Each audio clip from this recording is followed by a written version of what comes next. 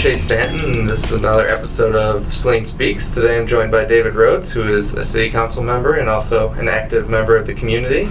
And we're going to talk a little bit about your background and some of the different things you do in the community. So thank you for coming in. Very good. Thanks for having me. Appreciate How are you doing today? Doing well. Started my day off with Saline Main Street meetings at 7:15 this morning, and now I'm here. Great. Well, to get things right off the bat, how long have you been a member of City Council? I'm in my 7th year now. Okay. So that's 3 elections. And what kind of drew you to running for council? Actually, I was asked to run for City Council by one of the other council members who has since departed from the group. Had no thought about ever becoming active in the political arena, but I was asked to, and I talked to several of my friends and acquaintances in the community, and there seemed to be support, so I did. I ran and got elected. So here I am. And is it something you want to continue on in the future? Or? Well, for some period of time. You know, when my next election date comes up, I will have 8 years in, and I may run for one more cycle after that, but I think 10 years is probably long enough, and it would be good to have some new face come into the council. Which we have had a lot of new faces this year, so a lot of turnover. Yeah. And so, for anyone who doesn't know, when did you move to Saline, or have you grown up here, and kind of what was the history of you and Saline? Well, what brought me to Saline initially, brought me to Michigan, was Bechtel Power Corporation up in Ann Arbor. They opened an office, and I was one of the first 5 individuals who transferred in to set things up.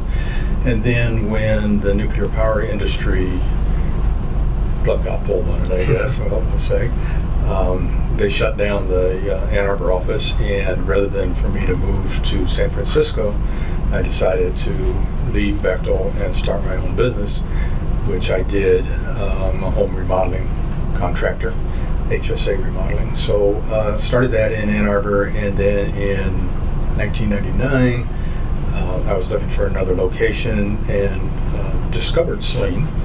It's a great community, I thought. It reminded me very much of the little town in Texas, New Braunfels, that I grew up in.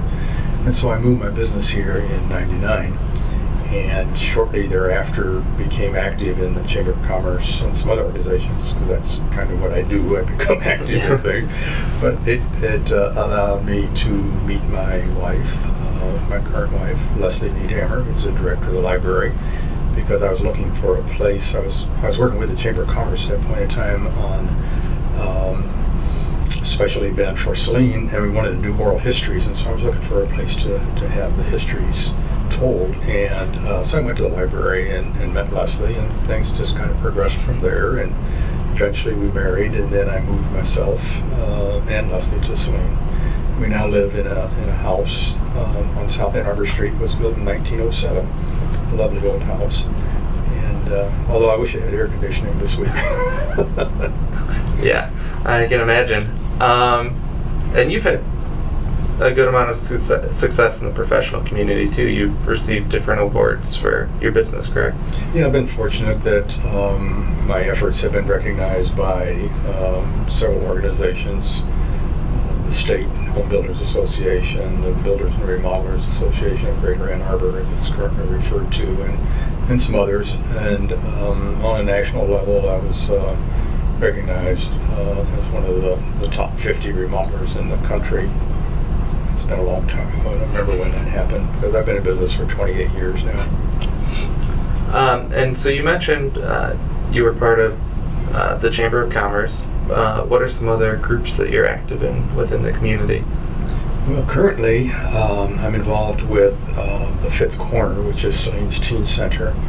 I've been president of that organization since it started, and then phasing out now and turning those responsibilities over to others, with the idea that at the end of this year I'll be off the board of the Teen Center, because I have some other things like Henny Field that I want to get involved with, and so I'm trying to shift some of my responsibilities.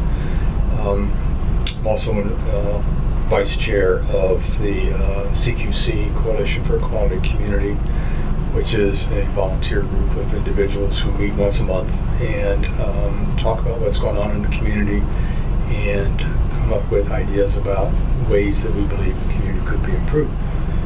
Salaine's a great place to live and work and play, but there's always room for improvement. And so one of the things that's happening is this fall, CQC is sponsoring a retreat for some elected officials and others within the community who have an opportunity to shape the future of the community. And so we're looking forward to that. I'm on the city side. I'm the city council liaison to the environmental commission, and that's a pretty active group. Very fortunate that we've got some really good committed citizens that are on that commission.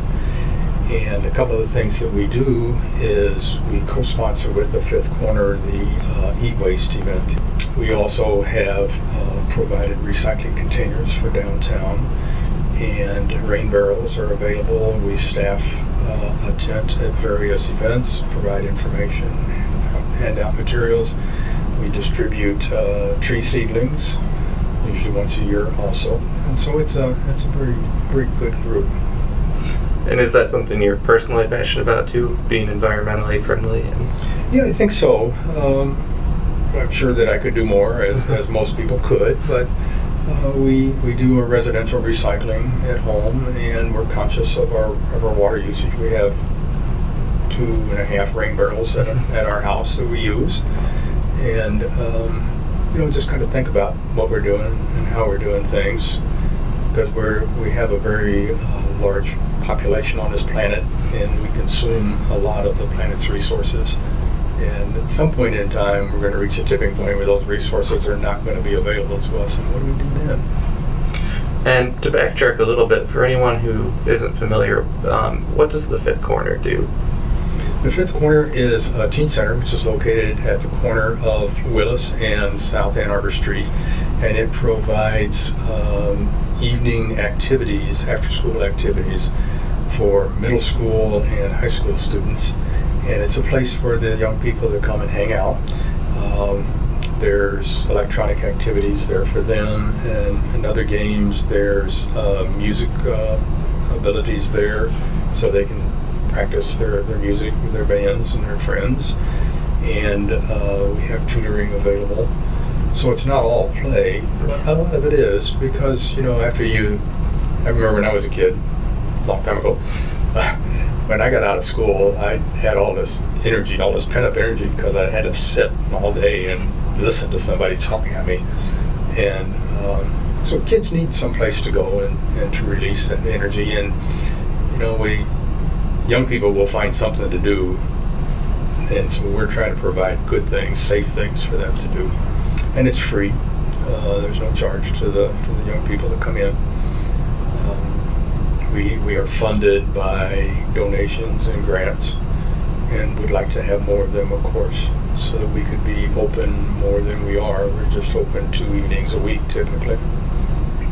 And you said you're transitioning from that into a group involved with Hennyfield now?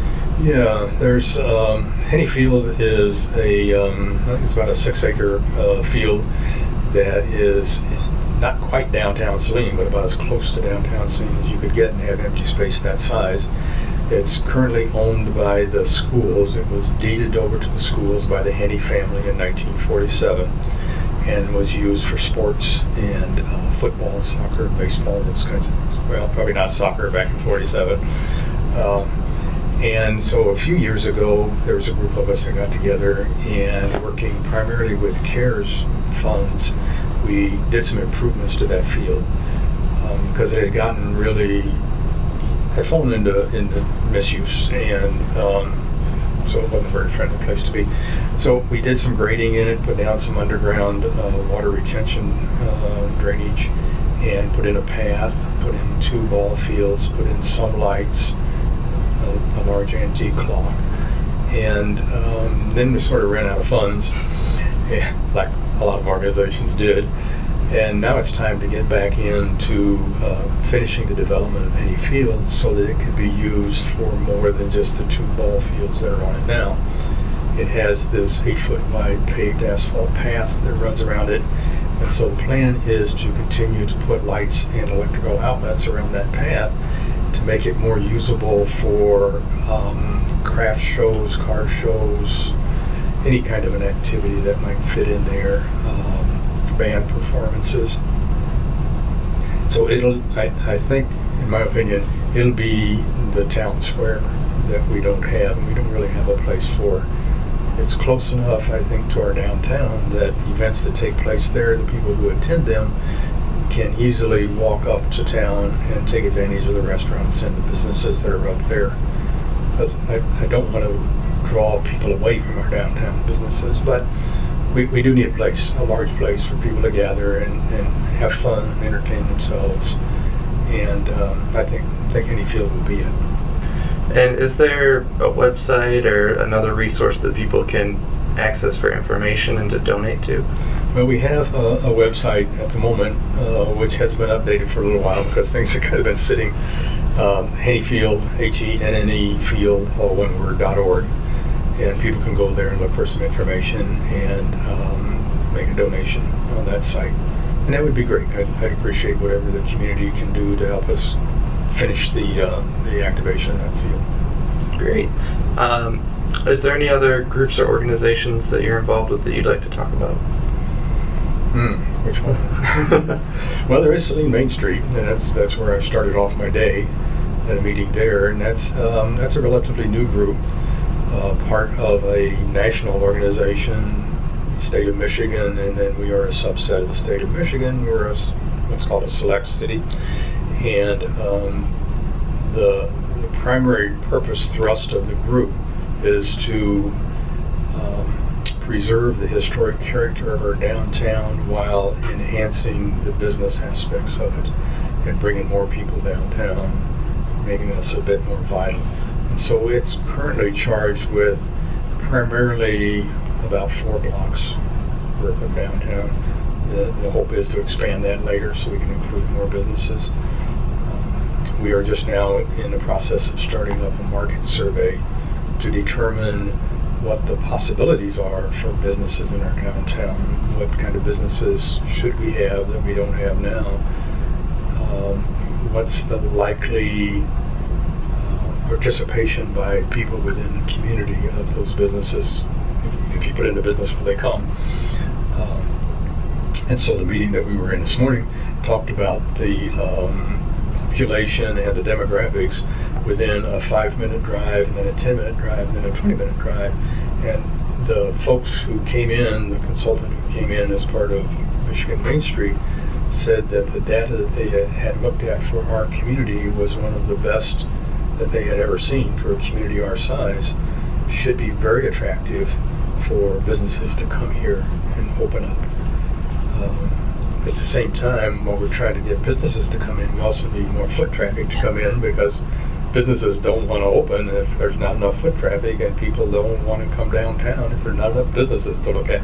Chicken and egg kind of deal. Yeah. So we got to work on both sides of it. Well, it seems like you're really invested in making Saline the best place to live that it can be, though. So. I am. Yeah.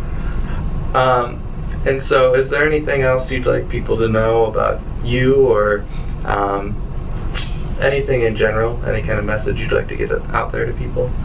Well, I think that folks need to, if they don't already know, they need to understand that the 7 people, 6 plus the mayor, who make up our city council, really work hard and are very interested in doing what they perceive to be the correct and proper thing for the community. But we don't often get much input from people. And what we do get tends to be from just a few people who are very adamant about certain specific things. So one of the things that we just decided to do in our last council meeting was to sign up for some software packages that will allow people to interact more with council members and with city staff, even to the extent that our agendas and all of the backup material can be posted on that site. People can look at it ahead of time. We get our packages on the Thursday evening. I'm assuming that's about the same time period that citizens can begin to look at that. And they can send in their comments and ask questions about what's on there. And not sure yet who will actually respond to those, if it'll come directly to us in City Council or if it goes to somebody else first. But it's a way we hope to get more citizen involvement in the decisions that we make that impact the citizens and the future of our community, because none of us have crystal balls. We're not omnipotent. We're just 7 people who work hard and try to make the right decisions. So the more input that we get, I believe, the better the decision will be. That's great. And as more information comes up, maybe the station will be able to do something to help advertise or I'm something sure along those lines. We'll be looking at Channel 18 to help us. Great. Well, I want to thank you for coming in and talking with me today, and thank everyone for watching. And any information for the groups or anything we talked about, we'll post the links after the end of this conversation. So, All right. thank you. Thank you, Chase.